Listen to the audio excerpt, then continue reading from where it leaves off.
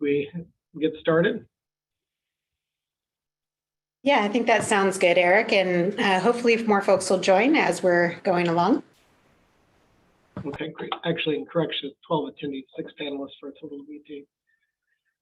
Okay, well, great. I'm going to shut my camera off here in a moment because it keeps flickering, and I know that can be distracting for the eyes. So I just want to introduce our team, which is made up of Melanie Beretti, principal planner with the county Housing Community Development Department. She's joined by her team of advanced planners. I'll let her do a quick introduction of them, but before I turn it over to you, Melanie, I trust that you'll also introduce our team of consultants at Ascent. But before I do that, I just want to say that we're excited about this process. We're looking forward to working with the public and the public agencies on our vacation rental ordinance project, which you're going to hear a little bit about today. We did have a public consultation session on September 6th of this year, so just a couple weeks ago, and that was really geared towards getting early input from the residents and from the public at large on the scope of the environmental review. And today's session, hopefully we do have some agency participants, is really geared towards getting comments from those public agencies, but we are not going to restrict it to just the public agencies. If you joined us last time and you have some new comments you'd like to share this time, please feel free. This isn't a public hearing, so there's not going to be a response coming back in any fashion, but we will carry those comments forward as we move the analysis on the vacation rental ordinances. And I'll let Melanie, with that, give an introduction of the county team. Thank you for joining today. Eric, thank you, everyone. Welcome for being here today. So I'm just going to do some quick introductions. We can go to the next slide.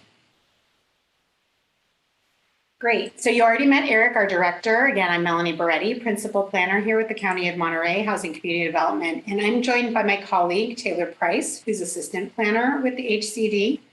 We're also joined by Ascent Environmental Consulting Team. And today we have Kathy Washington, who will be co-presenting with me, Jamie Kirshner, who will be helping us manage the public comment, and Saba Ashkari, who is listening in today on behalf of Ascent. So again, welcome everybody and thanks for being here. Next slide.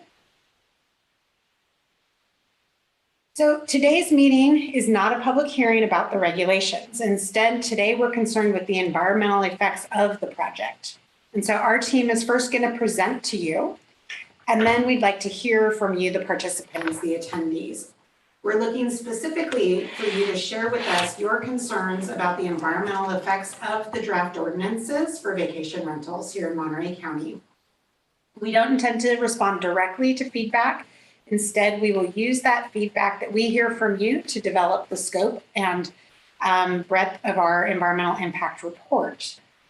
We do encourage you today, even if you share your comments today, we also encourage you to submit written comments as well. And there will be a number of points throughout the process for public engagement. So today is not the end all be all for your participation, nor is this current scoping timeline as well. There will be multiple points for public input as we develop the environmental impact report and subsequently refine and finalize the ordinances themselves. Next slide. So we do want you to note that today's meeting is being recorded to help us document the comments that we receive from you all. We will make the presentation materials and the meeting recording available on the county's vacation rental webpage after the meeting. We do ask that you give us approximately 24 hours while we convert the recording appropriately and get that linked up. Thank you. Next slide. So you as participants, your participant audio and video are automatically turned off today. So you control the layout of the slides and the panelist video on your own screen. So if there's something in your way today, you can move it, you can resize it. We don't control that for you. You have the ability to move things around and frame it how you wish to make that visible. Next slide. So I did want to note, after we released the original notice of preparation and draft initial study on August 29th, we did discover a few errors that needed correction. And so on September 6, 2022, the county we released a revised notice of preparation and initial study. And we extended the public review period until October 6th to allow a full 30-day public review period for input. So I will call out the corrections and clarifications that were made in the presentation as we go. And the NOP and the initial study are available at our website, and the links here. And again, these will be also included on our webpage. Next slide. So just to provide the key corrections and clarifications that we released on this in September 6th. So the initial study, we clarified that the 6% cap per planning area applies to commercial vacation rentals. We also clarified that the draft ordinances prohibit commercial vacation rentals in the Big Sur area and in the low density residential zones within the Carmel area, which is more or less the Carmel Highlands. There were also some minor typos that were corrected, and particularly we noted that these changes and clarifications do not change the analysis in the initial study. So our notice of preparation, we also updated to extend the review period to October 6th, as well as we added some clarifying requirements for submitting your comments via email or fax. Next slide. So this is our general overview of the presentation. So I'm going to present an overview of the project itself, the draft ordinances, and then I'll hand it over to my colleague Kathy to review the CEQA process and scope of the EIR, proposed EIR, and then we'll come back and we'll cover some basic input and logistics, and then we'll really be open to receiving public comment for today. Next slide. Next slide, please. So the county's been working actively to develop regulations related to vacation, also known as short-term rental of residential properties in the unincorporated county since 2014. And on November 17th, 2020, we presented draft ordinances to the Board of Supervisors for feedback. The board considered the draft ordinances in November 2020 and again in May of 2021, and they provided direction to staff to refine the draft ordinances per that direction and proceed with environmental review. So following input and feedback the county receives between now and October 6th, the county and its consultant team will consider that feedback and develop the draft environmental impact report. Again, there will be multiple points in the process for public input and comment and review. Next slide. So the project that is being analyzed will be the ordinances establishing regulations for vacation rental uses in unincorporated Monterey County. These ordinances do apply countywide. And I just wanted to make sure we're all on the same page for what we're talking about when we talk about vacation rentals. So vacation rental is the use by any person of residential property for transient lodging, where the term of occupancy, possession, or tenancy of the property by that person is for a period of 30 consecutive calendar days or fewer. Vacation rentals include commercial vacation rentals and limited vacation rentals. Specifically, vacation rentals do not include bed and breakfast facilities, hotels, motels, hostels, inns, rooming house, boarding house, or rooming and boarding. And those are all per county, Monterey County Code. Next slide. So defining commercial versus a limited vacation rental. So a limited vacation rental is precisely that. It's the rental of a residential property as a vacation rental for not more than 3 times per 12-month period, with each rental not exceeding 14 days. A commercial vacation rental is essentially rentals that exceed that limited vacation rental activity. So those are rental of residential properties for more than 3 times a year per 12-month period, and or if any of those 3 durations are longer than 14 consecutive days, makes it a commercial vacation rental. Next slide. So the project consists of 3 draft ordinances. So the first one is amending section 7.02060 of the Monterey County Code related to business licensing for hotels and vacation rentals, as well as adding chapter 7.110 relating to vacation rental activities. It also amends Title 20, the coastal zoning, as well as Title 21 for the non-coastal or inland zoning related to vacation rentals. Next slide. So the draft ordinances establish the regulatory approvals and rules by which someone may operate a vacation rental. So it establishes that for commercial vacation rentals, they're required to obtain a use permit in the inland area and a coastal development permit in the coastal zone. All vacation rentals are required to obtain a vacation rental operation permit. All vacation rentals are also required to obtain business licenses. And I'd like to note that these regulations are also adding a business license requirement for hotels or traditional hospitality. So this would be a new business licensing requirement, not just for vacation rentals, but also for hotels and traditional hospitality establishments. And everyone and all of those operations must also register and pay their transient occupancy tax, or the TOT.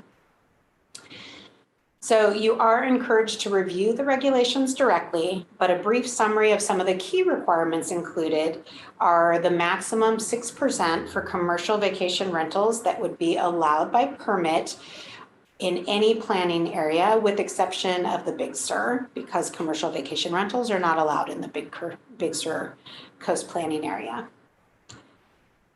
And in addition to not being allowed in the Big Sur coast area, they're also not allowed in the low density residential zones of the Carmel area, which is essentially Carmel Highlands.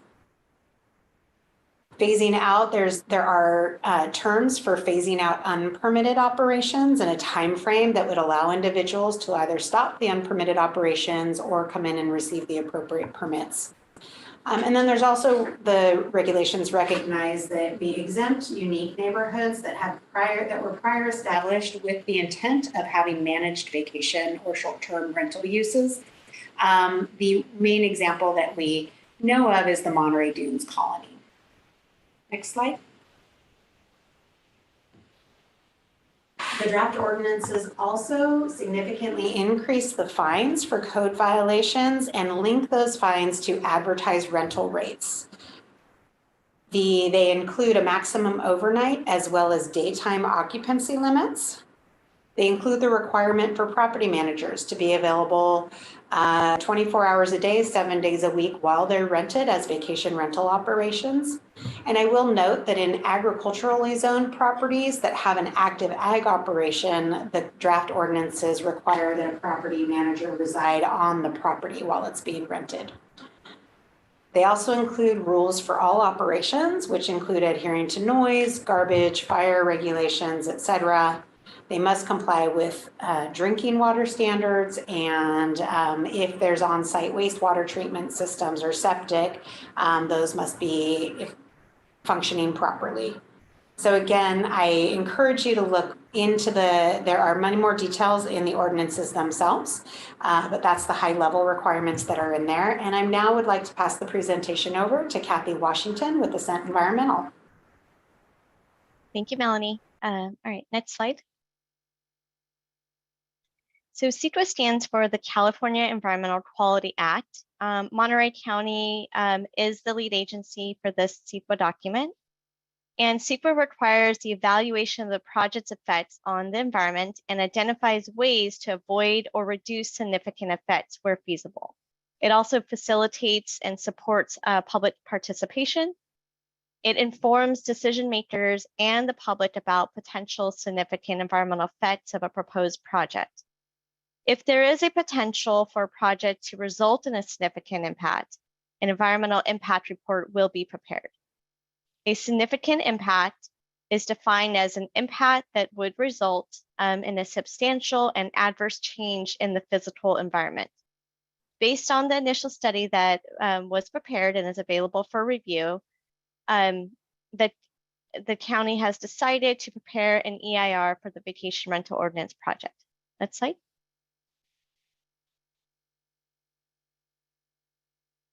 So the purpose of the scoping process, so this is an overview of the EIR process. The purpose of the scoping process is to gather public and agency input on the scope of the EIR. And we are at this phase in the process. After the scoping process is completed, the draft EIR will be prepared. Once the draft EIR is completed, a notice of availability will be published to notify the public that the draft EIR is available for review. And the county will accept comments on the EIR during this 45 review period. We don't have a set schedule, but we're anticipating the EIR to possibly be released sometime in mid-2023. After the public review period, a final EIR will be prepared, which will include all responses to comments received on the draft EIR, and that is anticipated to be sometime in late 2023. And then the last step in the process is EIR certification and project consideration at a future public hearing. Next slide. So the purpose of the scoping process for the EIR is to really solicit input and comments on the scope of the EIR, the issues it should address, and alternatives to consider. So the first step in the process is the notice of preparation and the initial study, which was first released on August 29th, and then the revised NOP and initial study was released on September 6th. The scoping period was extended into October 6th, and then we have had, this is our second of 2 meetings. We had our first scoping meeting on September 6th. Next slide. Next slide. As mentioned, an initial study was prepared, which is available for review along with the notice of preparation. And based on that initial study, the environmental issues identified to be evaluated in the EIR include agricultural resources, air quality, energy, greenhouse gas emissions, hydrology and water quality, specifically groundwater use, land use and planning, noise, population and housing, transportation, tribal cultural resources, and utilities, specifically water use. Next slide. And next slide, please. So the county is seeking your input. So currently we are in the 30-day public comment period on the NOP, and we are soliciting comments on the scope of the EIR. Your comments should be focused and identify environmental issues or concerns that should be evaluated within the EIR, and any reasonable alternatives and mitigation measures that we should consider. Next slide.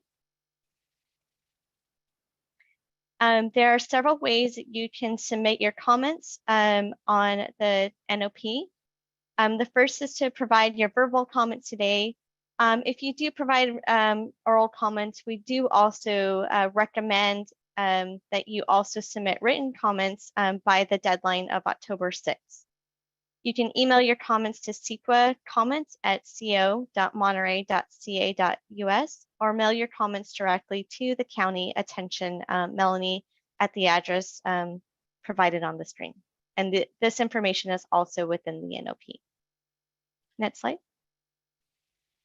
The NOP and initial study are available at the county's website. Noted on the NOP, there's the website address. It's the Vacation Rental Ordinance website. And if you are, so please note, if you're already receiving notices from the county regarding the Vacation Rental Ordinance development, you're already on the public distribution list and will continue to receive notices. If you are not already on that list, please email hcdcomments@co.monterey.ca.us, or you can call Melanie directly to get added to that list. Next slide. That is the end of the discussion about the CEQA process. Again, I just wanted to remind everyone that your comments today should really be focused on the content of the EIR, the scope of the EIR, any mitigation measures and alternatives that we should consider. So I'll turn it over to Melanie now. Thank you. Great, thank you, Kathy. Uh-huh. Can you go ahead to the next slide? Okay, so before we head into public comment period, so this is an entirely remote, so this will be entirely by Zoom. So we will be looking for comments from all of the participants via Zoom. If you have called in via phone, in order to raise your hand, if you'd like to speak, you want to press *9 to indicate that you'd like to speak. You will also then get a message that says that the host would like you to unmute your microphone and that you can press *6 to unmute. So when you are done with your comment, you can please press *6 to mute yourself once again, and also remember to press *9 to put your hand down. Next slide. So if you're joining via Zoom on your computer, then you can look down at the bottom of your screen and select the raise hand function. And that will add you to the queue for speaking. And then when it's your time to speak, you can see that window on the side is the example of the host. When it's your turn, it will request that you go ahead and unmute yourself, and then you select the option to unmute. And then a reminder when you're done giving your comments to remute yourself by pressing the mute button again, and to press the lower hand so that your hand goes down. Next slide. So we don't have any in-person attendees. So we will just be looking through the Zoom attendee list. We will be taking questions and comments generally in the order received. And we will be available if there are important clarifying questions about the ordinance or the CEQA process. We may try to answer those today. Otherwise, we really will just be listening to your comments and feedback and taking all that in. We have allowed for 1.5 minutes for comments today. And so again, and just a reminder that we really want to hear from everyone today. We encourage you to provide us with any oral comments, questions that you have related to the environmental issues. And also don't hesitate to please also submit your comments electronically or via hard copy mail. So next slide. So again, thank you for your interest and your participation. And if you want to speak and you haven't done so, please go ahead and raise your hand or press *9 if you're by phone. And we're gonna, I'll be working with Jamie. And so I will generally be calling the next speaker, and I'll let you know if you're number 2 and 3 in queue, so you can be mindful for your turn coming up. And then Jamie will be enabling you all to unmute and mute respectively. Melanie, if I could just add to that, if I could ask if you're representing an agency, if you can mention the agency that you're representing. Thanks. Thank you, Eric. So looking at the queue for those who've raised your hand so far. So up first will be Chuck Stein. And then in the queue for number 2 and number 3 will be Charlie. And then up in number 3 would be Meredith May. So we'll start with Mr. Stein, please. Hi, can you hear me? Yes, we can. Thank you. Okay, I'm Chuck Stein. I'm a member of the Monterey Bay Vacation Rental Alliance. The revised initial study shows potentially significant impact findings in 1 or 2 of the measured items for air quality, energy, greenhouse gases, water quality, land use and planning, noise, population and housing, transportation and utilities. This determination is flawed in that it does not take into account that STRs are not rented out 100% of the time. I've been running an STR for over 20 years in the inland area, and without counting 2020, my 10-year average is 100 rented nights per year, or 27.5% of the year. Let's compare this to a full-time occupied home. If we assume the worst case of a maximum of 10 people for my 5-bedroom STR, a typical full-time family of 4 would use 1.7 times the resources, and a family of 5 would use 1.8 times the resources. In reality, our STR uses less than half of the resources of a full-time family. Another flaw with regards to energy and greenhouse gases is that these are not county issues. Energy is more of a state and national issue, and greenhouse gases is a global issue. If a family is not staying in a Monterey County STR, then they will stay elsewhere, using the same amount of energy and producing the same amount of GHGs. This study ignores this fact and makes it seem as though it is to the detriment of Monterey County when it is not. Thank you. Thank you very much, Mr. Stein. You can go ahead and remember to lower your hand as well. We appreciate the comments. So up next is our participant, Charlie. So you should be able to unmute yourself. And then after Charlie in the queue will be Meredith May. And then following Miss May would be Linda Marin. So Charlie, you go for it.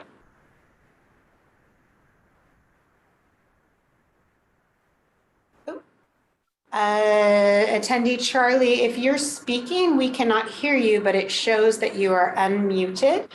You might need to check the audio settings on your computer.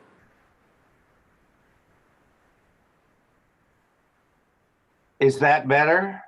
There you are. Now we can hear you. Thank you. Ah, wonderful, simple fix. I'm Charles Franklin.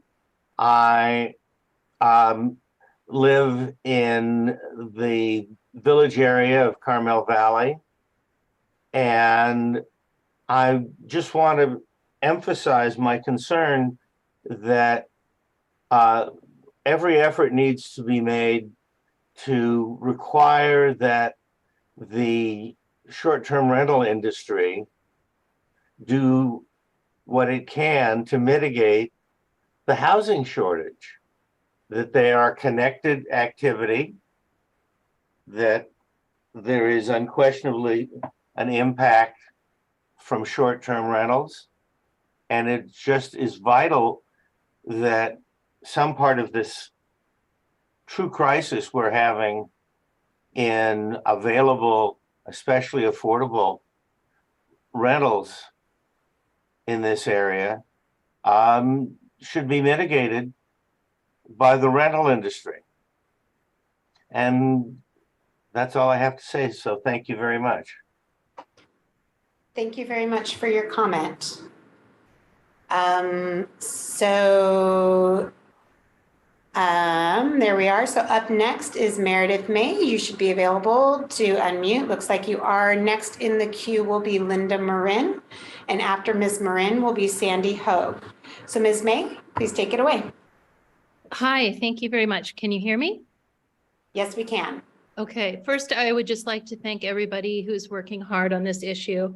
And I have been attending the Zooms, and just looking at the timeline, it appears that the ordinance, if passed, will be passed probably the earliest 2024. So what I'm wondering is, in the period in the meantime, most of the STRs in Monterey County, from your report, are already operating illegally without permits. So I live on Tularcitos Ridge in Carmel Valley, and we suffered the Carmel fire in 2020, lost half of our homes, 17 homes. After that, short-term rentals started on our street, and I see lots of environmental impacts. I see guests dropping, I see guests barbecuing at all times of the year. So we're in an extreme fire zone. And environmentally, I think there's a problem now.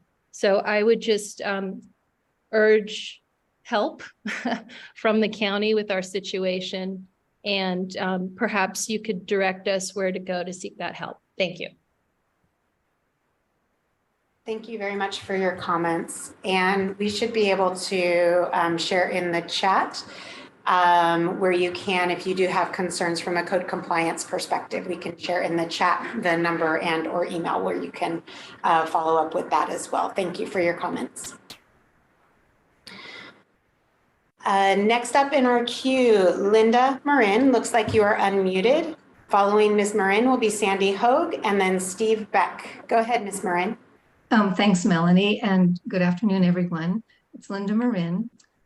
Aside from the exorbitant and labyrinthine and overly challenging permitting process that many inland STR owners are now embarking on. I'm most concerned that Monterey County is subjecting the coastal ordinance to an EIR that will surely have to be prepared again after the county redrafts the coastal ordinance to comply with the Coastal Commission's repeated statements that it will not approve of an ordinance that requires a coastal development permit. And in July of 2022, Katie Butler of the Central Coast District Office wrote, "The foundation for your position on CDPs and STRs in the coastal zone appears to lack a coastal act or LCP basis, and any enforcement actions would face a similar challenge in our view. We recommend that any such enforcement efforts be abandoned and that the county take proactive steps to provide clear LCP and CDP information to the public and county decision makers that tracks commission guidance," and close quote. In the light of this recent blatant pushback from the Coastal Commission, I cannot imagine why the county thinks the proposed coastal ordinance will be approved. And if it is not approved, any EIR related to it will be irrelevant. Why would the county waste resources on an EIR that will inevitably have to be redone? Wouldn't it make much more sense and be economically more responsible to redraft the ordinance, run it by the Coastal Commission, and then submit it for an EIR? Thank you. Thank you for your comments. Up next, we have Sandy Poe. And just a reminder, if you've already provided comments, thank you for lowering your hand and muting yourself once again. So Ms. Hogue, then Steve Beck, and then David Pikus. Hi, I'm an STR owner and have enjoyed renting to couples and families for several years. A few points for the EIR team to keep in mind. First, STR guests typically do not use a home as heavily as full-time occupants do. There are breaks between guests and many guests do not fill up all of the bedrooms. We often have older couples stay in our 2-bedroom home. So an assumption of full-time, full use of a home by STR guests is not correct. Perhaps a percentage of use value such as 40% might be more realistic for the analysis. Second, the proposed 6% cap on STRs is about what it is in use today, it seems. So from an environmental impact perspective, we should see very little, if any, new cumulative environmental impact. Third, regarding trip emissions, STR guests do not commute or do lots of errands like homeowners or long-term renters do. Yes, they go to the beach or to the Mission or to Big Sur, but these are single trips, not repeated daily commutes, and many guests walk or ride bikes. So I'm not sure we could assume that STR guests drive more than regular home occupants. And fourth, regarding housing population, assuming that decreasing STRs will increase LTRs doesn't make sense. If you STR a house you normally live in, you won't LTR it because it's where you live. If you STR a second home, you won't LTR it because it's where you come to vacation. So assuming decreasing STRs will increase more LTRs just doesn't make sense. Thank you for your time. Thank you very much for your comment. And just for the record, when you refer to LTR, those are long-term rentals. Yes. That's just clarifying our records. Thank you. Great. Up next, we have Steve Beck. And then next in the queue is David Pikus. And I will encourage others who may be listening and still deciding, if you do want to provide comments or questions, please go ahead and raise your hand by tapping the raise hand function or *9 if you're by phone and wish to leave a comment. All right, Mr. Beck. Thank you. I'm in Big Sur, and I appreciate that there will be no commercial rentals in Big Sur. But I am concerned about the limited short-term rentals and the difficulty of enforcement. I would hope that there will be coastal development permits that are required for limited STRs. Maybe that could be replied to in the chat. In terms of the IRA, my basic concern, and it didn't seem to be addressed in the EIR, is around safety. My neighborhood has 7 miles of single lane road with lots of switchbacks, steep slopes, and in normal times, it's difficult for people unfamiliar with the road to decide what to do when they meet another car. But my real concern is in an emergency. in a fire, in a medical emergency, in a winter emergency. People unfamiliar with the road are likely to cause problems, to block the road for fire, to delay people trying to escape fire. So that's my major concern. Thank you. Thank you very much for your comments. Up next, we have David Pikus.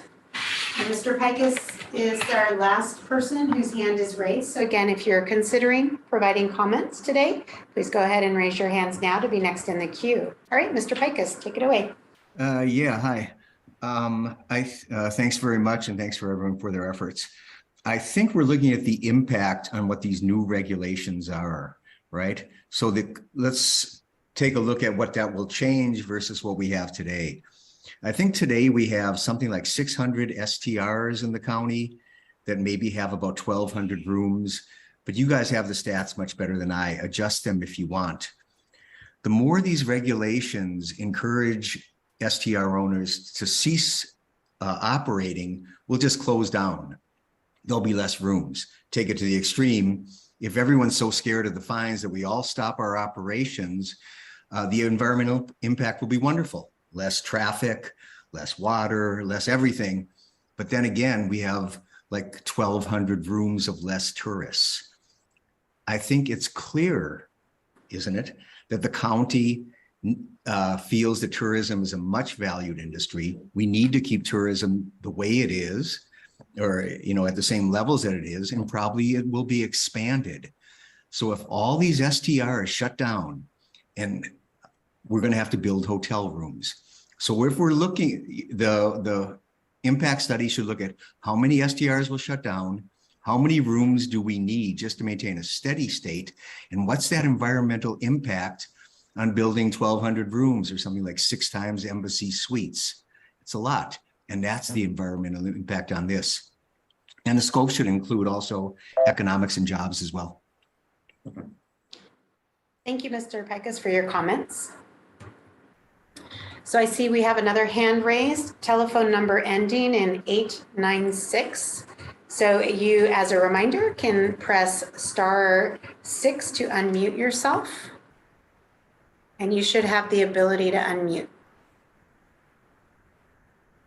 That's phone number ending 896.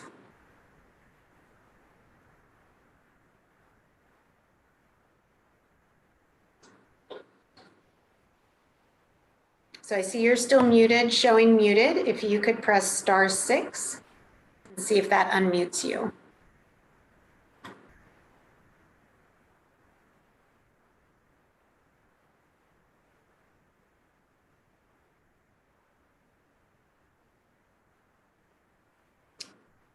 So unfortunately, to the caller whose number ends in 896, we're still showing you as muted. So we'll give you one more opportunity. If you're able to hear and able to press *6, you should have the ability to unmute yourself now, pressing *6.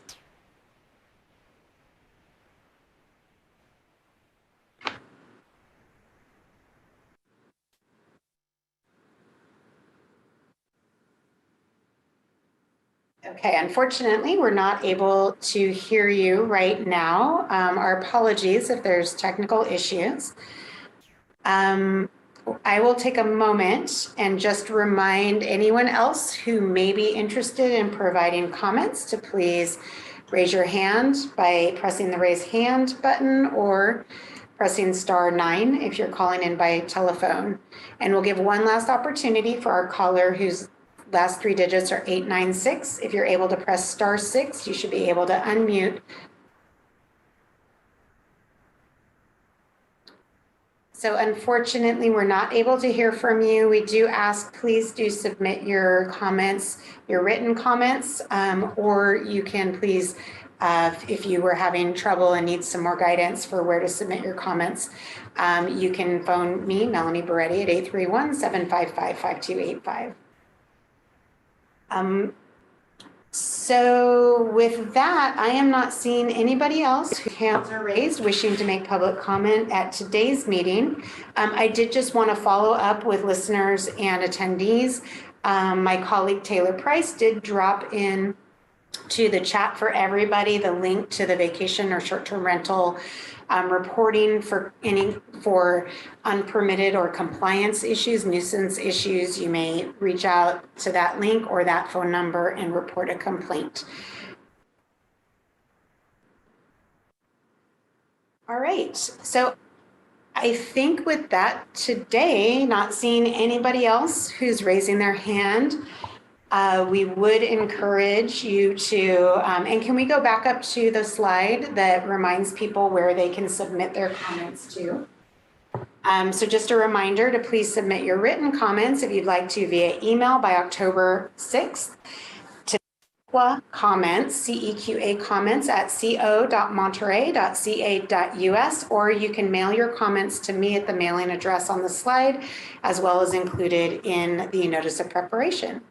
So with that, I'll hand it back over to our director, Eric Lundquist. Thanks, Melody. I think the public and those participating should know when the next notification will be sent out. I believe that's what the notice of availability on the indication that the draft environmental impact report has been prepared. So there will be a little bit of a lag between now and then, because the preparation of an EIR takes a very extensive amount of preparation, and I don't know what that timeline will be, but Kathy's smiling because that work's going to be on her to prepare. But please keep in touch with us over the course of the next several months with any interest that you may have submitting comments to us. We aren't going to shut the timeline, so to speak, on receiving comments. We want to continue to engage with the residents of Monterey County and beyond. So please feel free to continue to use this email or email Melanie directly, or as she has indicated, or myself, and we'll make sure that those comments get into the record. Thank you all for participating today. Your attention and involvement in this project is critical. Thanks.